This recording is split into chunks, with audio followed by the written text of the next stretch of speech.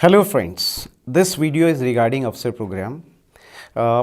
We have an experience of 1 year of officer program, and based on your feedback and the question answer session which we had during the workshop, we have compiled a list of questions which are very frequently asked by you people. So today we have with us Shri Dinesh Sharma ji, who is a well-known science writer and journalist and who has a huge experience of around 30 years in science writing and journalism. So some of those queries or questions which generally you ask will be answered by him. Sir, what is science communication or science popularization, especially when we talk in terms of like communicating science through print media? Yeah, a lot of people get confused when we say science communication because every scientist is communicating science all the time, whether you are presenting a paper in a conference or writing a research paper or even talking to students in a classroom. That is also a form of science communication. You are communicating ideas in science to people. But when we say popular science communication, that there is a slight difference in the sense that you are talking about science to people who are not in your field of specialty. That is when you say popular. Here the meaning is in the sense of communicating science to general public, which is not a specialist in any field, or one person may be a specialist in one field, so he may be a lay person in another field. So when we say popular science communication or popular science writing, it means communicating science for the understanding of general public and not for the understanding of specialists as such. So that is the main difference between popular science writing or writing for the general public and science communication, which scientists normally do.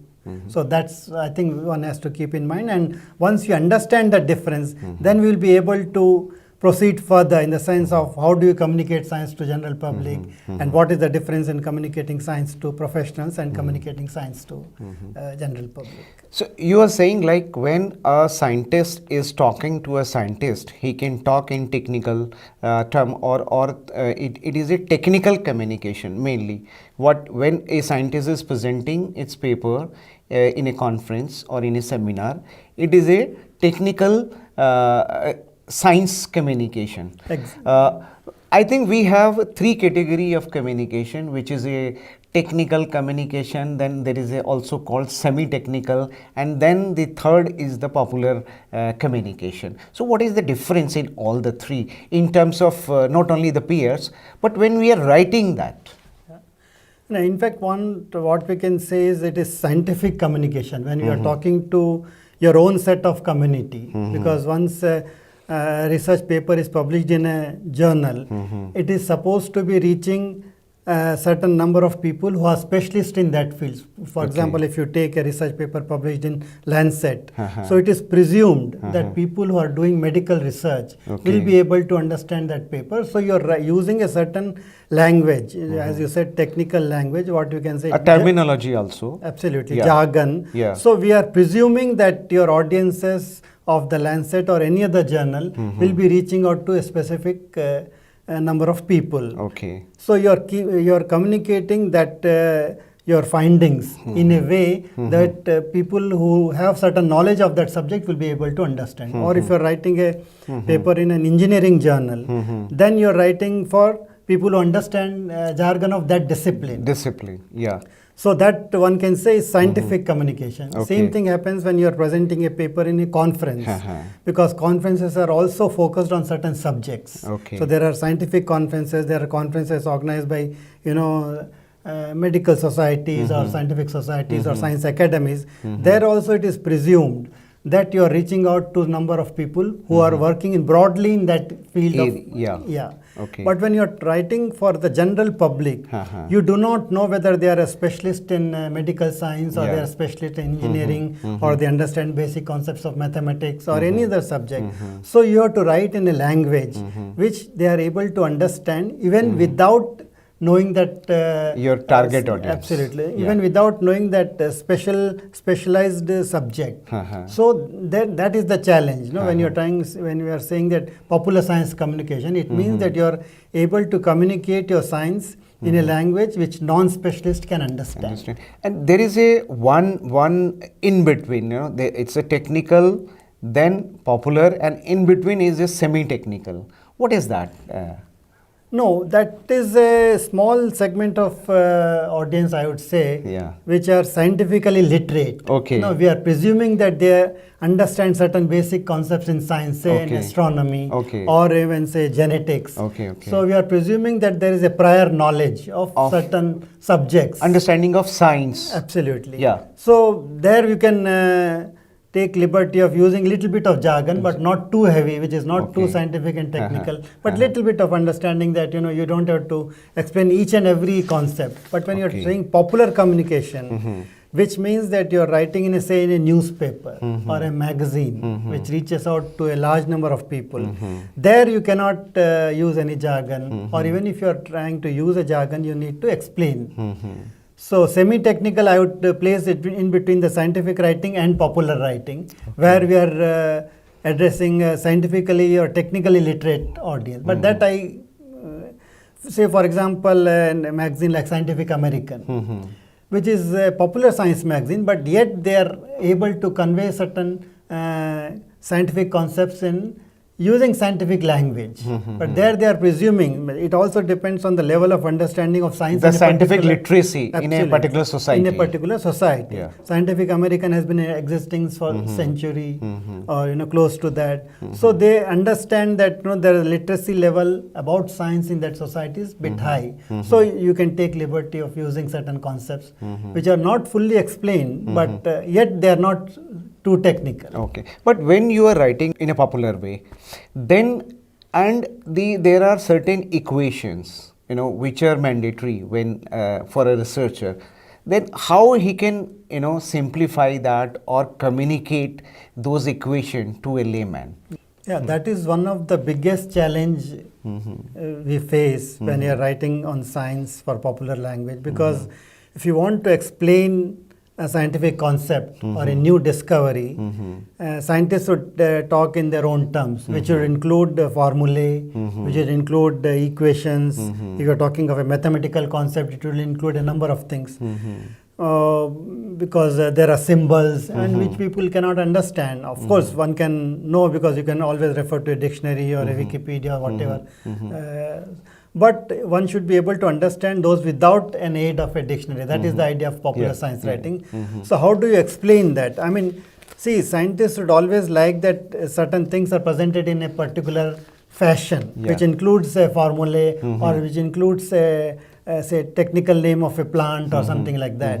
So what science writers can do is to take an analogy. For example, if you want to explain a particular equation, instead of using the equation in terms of chemical formulae, you can go down to the logic behind it. Why the scientist is trying to say, and what is being attempted to be conveyed through that formula. Instead of using the formula as such, one can always look at what is the meaning of that, or how do you why is the scientist use that formula in first place?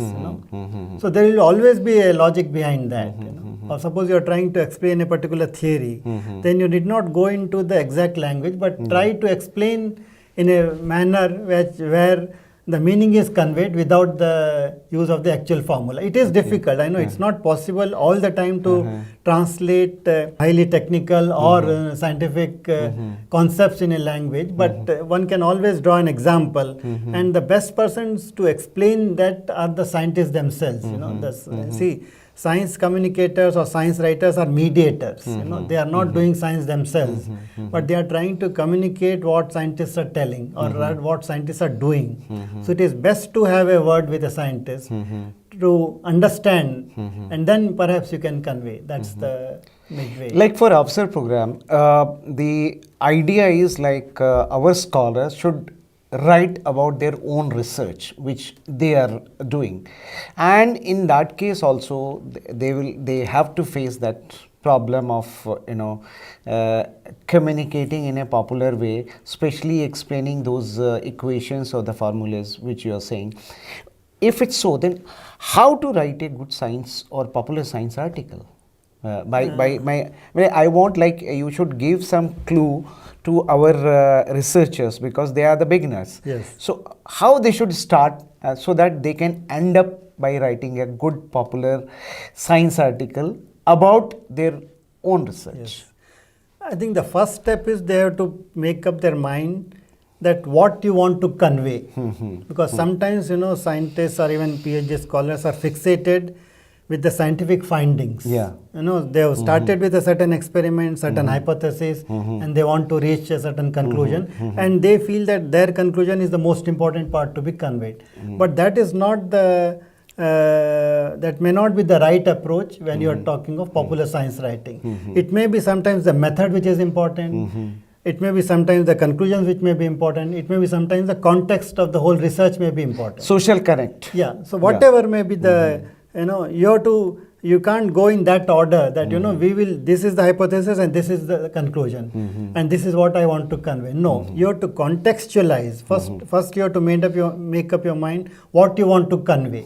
You want to convey the basic incremental science which you have done, or a new finding, or a new outcome, or an implication of what you have done. Sometimes the implication may be important. Yeah. Suppose you are working in cancer biology. So instead of you have found a new method. So instead of focusing on the new method, perhaps they can talk about what this method could be applied for. So you have to contextualize your research and look at the bigger picture. Another mistake which PhD scholars and contestants do is they are not looking at the context of their whole research. You have to see your research in the big picture.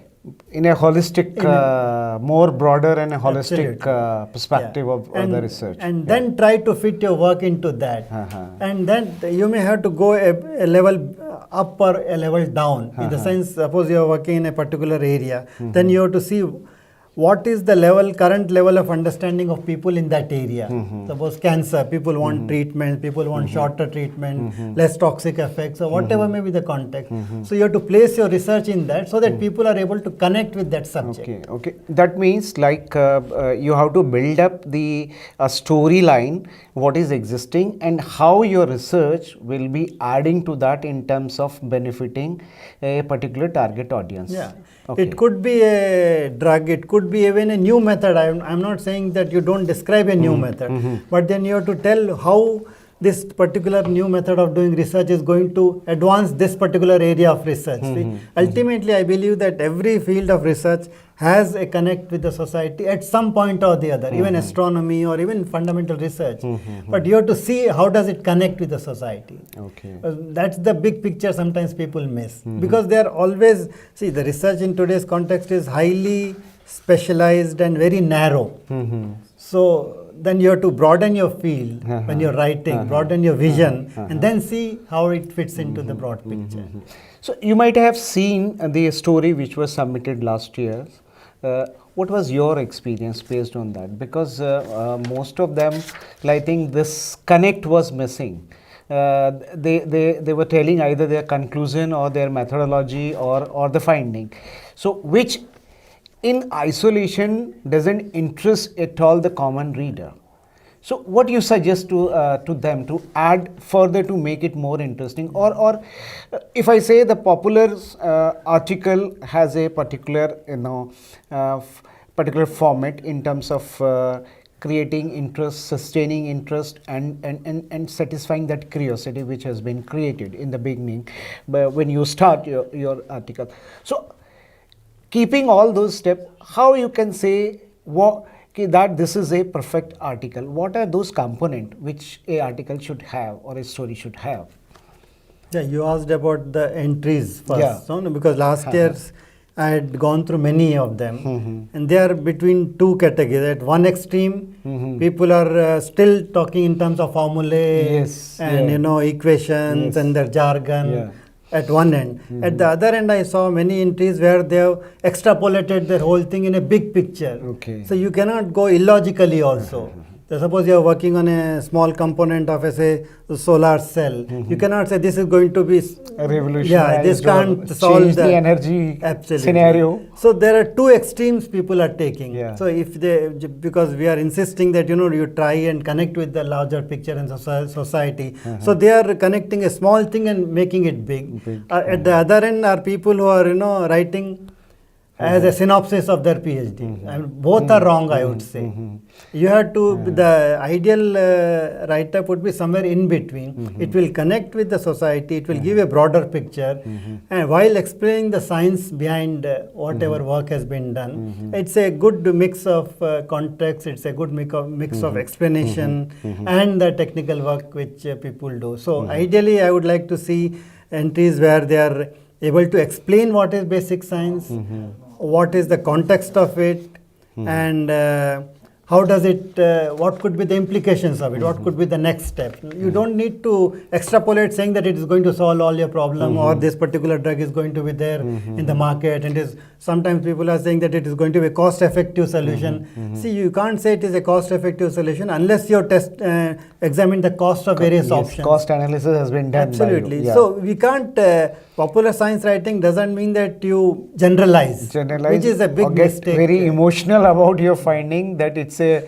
one point solution for all the problem. It should not be. I think we are there because science means the accuracy, and then the another problem, like the main objective of Avsar program is initially as a competitive part, we are encouraging them to participate in the competition, to write about their own research, and also then as a long term objective is inducting them into the process of popular science writing, because we need more and more science communicator who can write. So to just give that encouragement, like how suppose after this competition they are continuing that the writing thing, how they can get published their that story, not only about their own story, but many times they also ask that they want to write about the research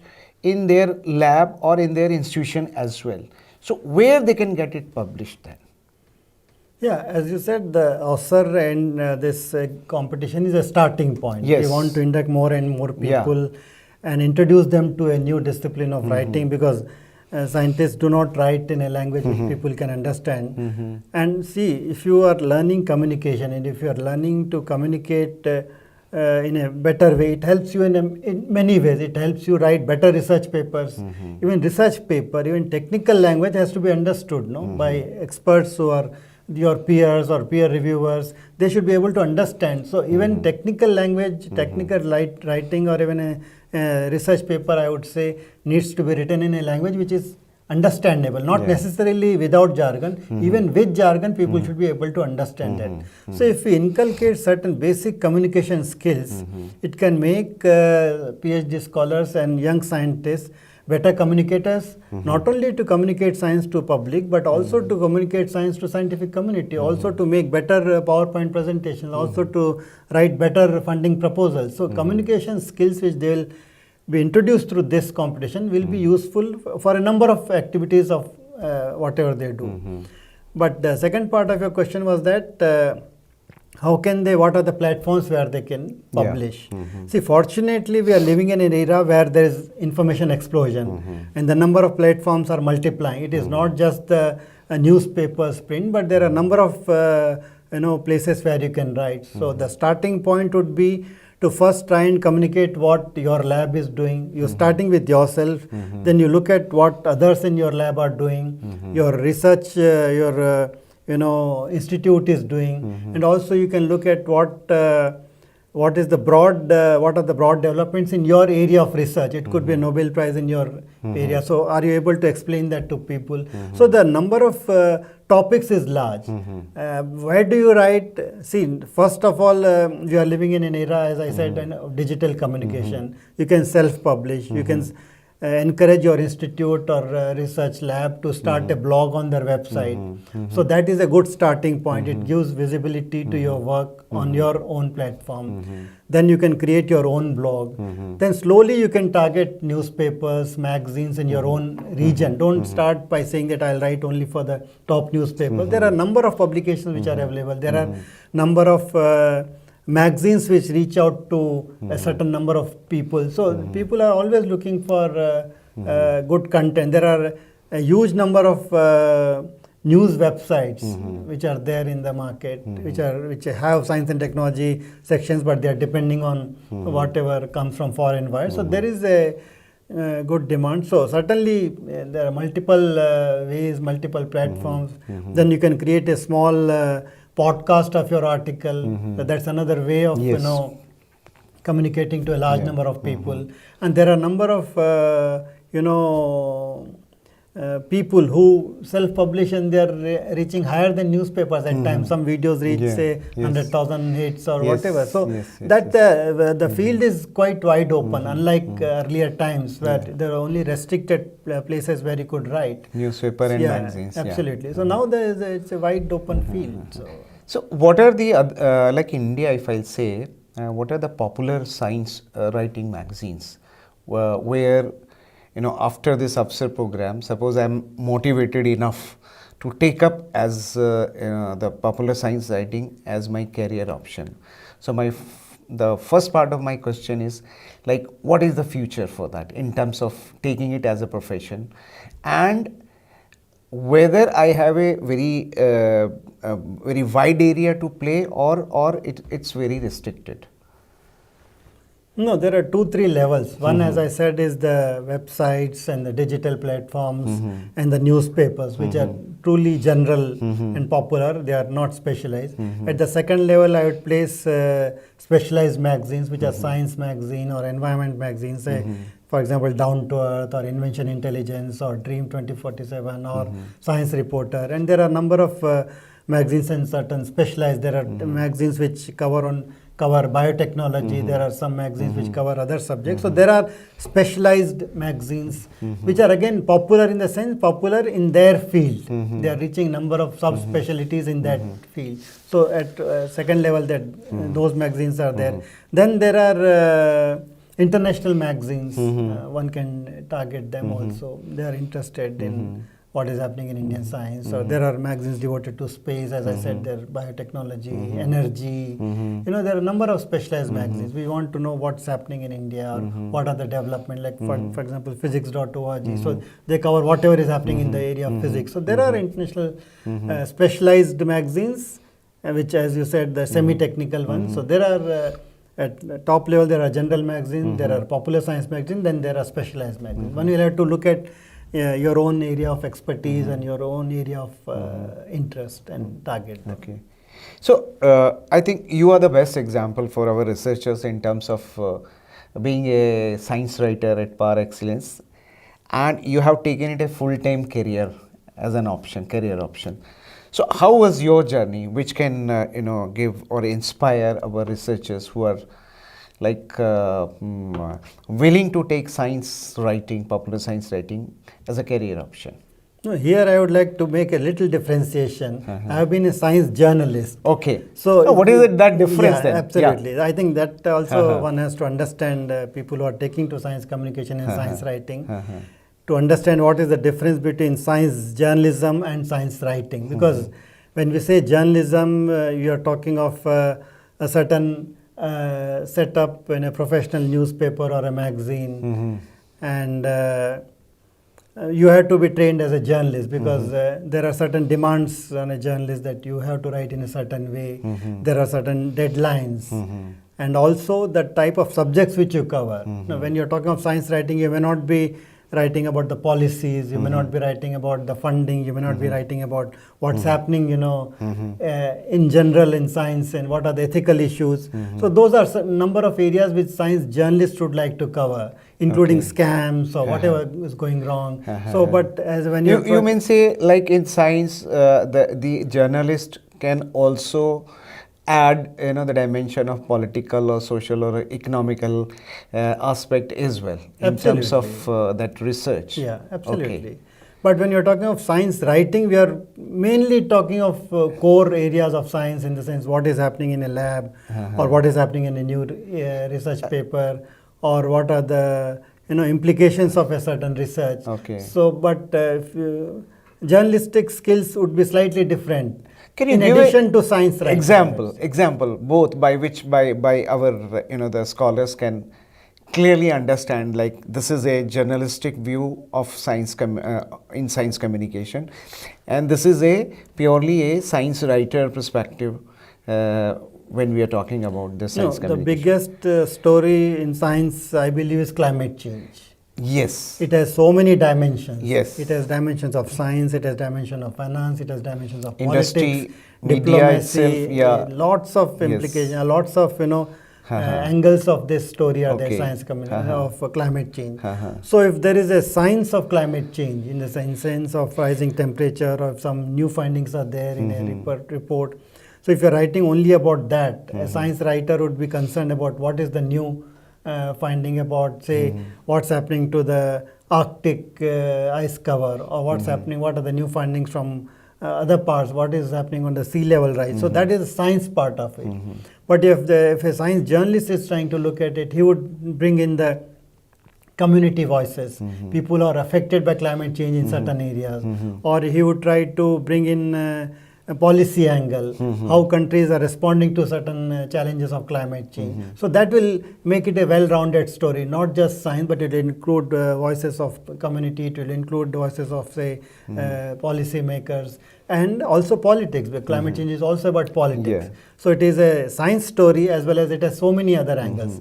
So a journalist should be more equipped to handle that. all those angles along with science, whereas a science writer who is not trained as a journalist may not be able to do that. But this possibility is there. Of course. A science writer can switch over to science Absolutely. journalism. Absolutely. If you look at some of the international, outlets like CNN or New York Times, they are all scientists who have become journalists. Journalists. So that journey is there. It's also a question of how you want to look at yourself, where you Okay. see yourself. Of course, there's no bar that a scientist or a PhD scholar or a science communicator cannot become a journalist. It's only a question of, what I'm saying is that different skill sets. If you can acquire those skills, then well and good. And what is those skills actually?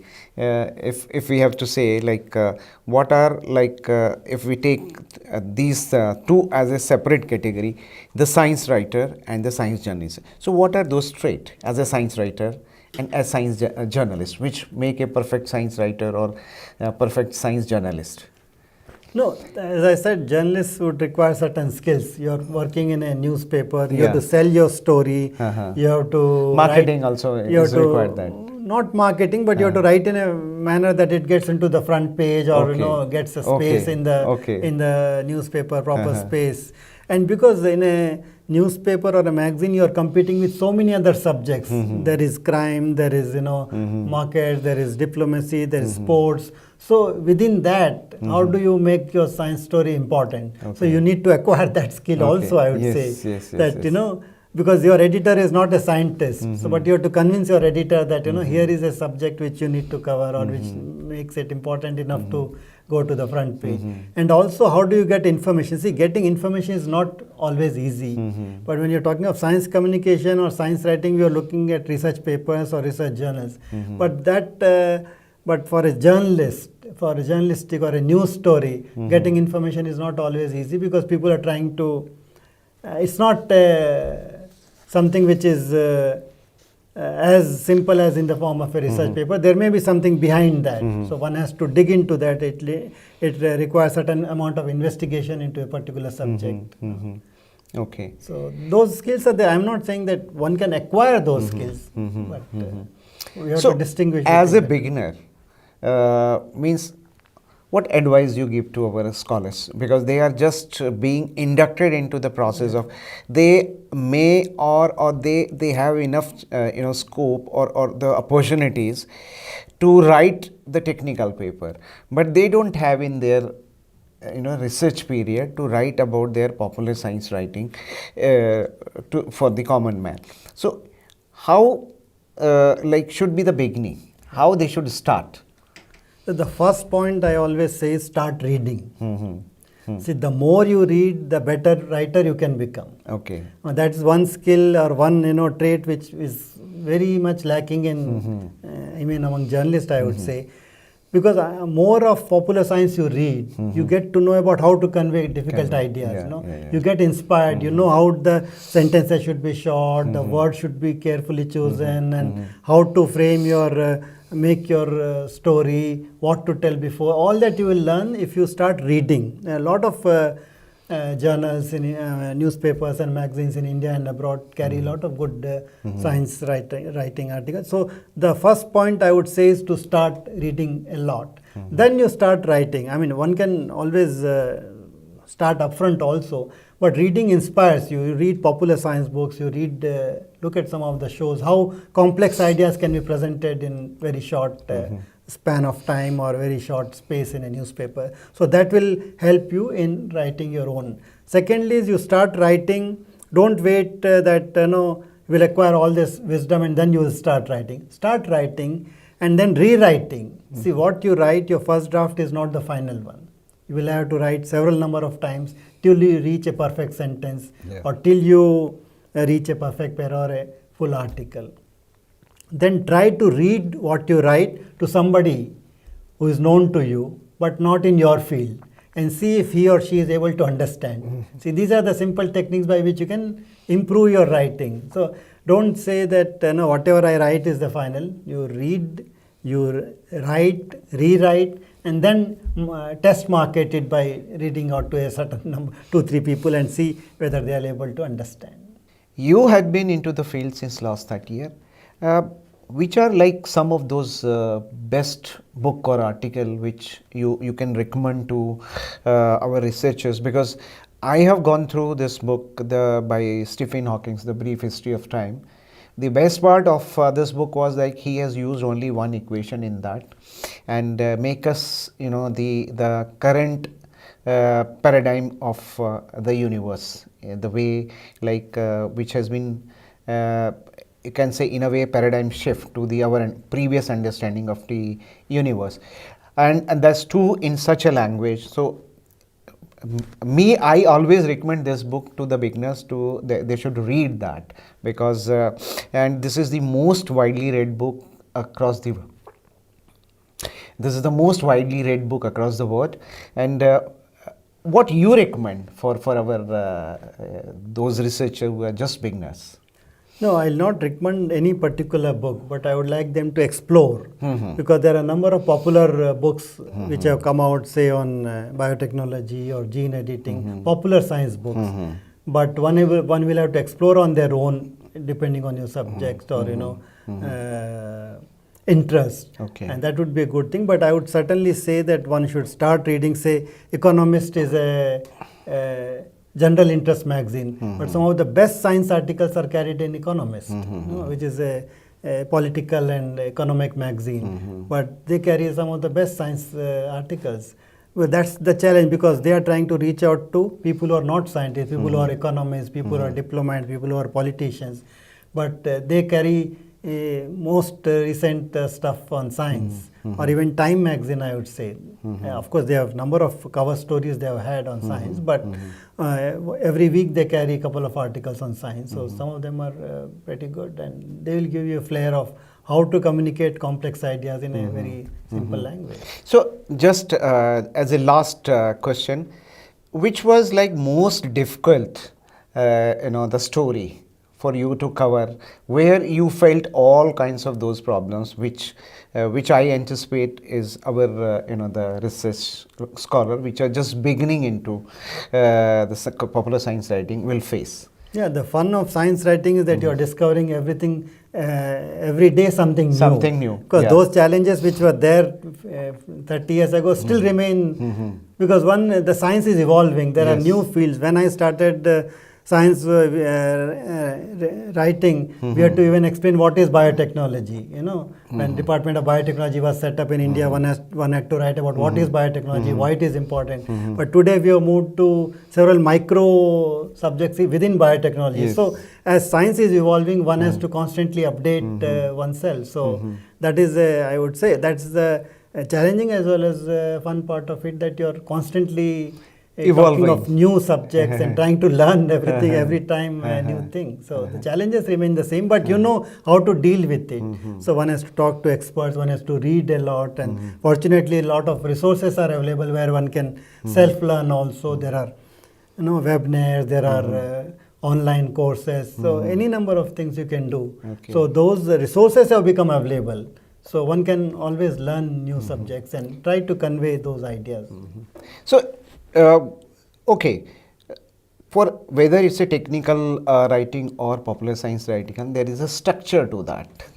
First is like the title. In technical paper, we write, mainly again in a technical term.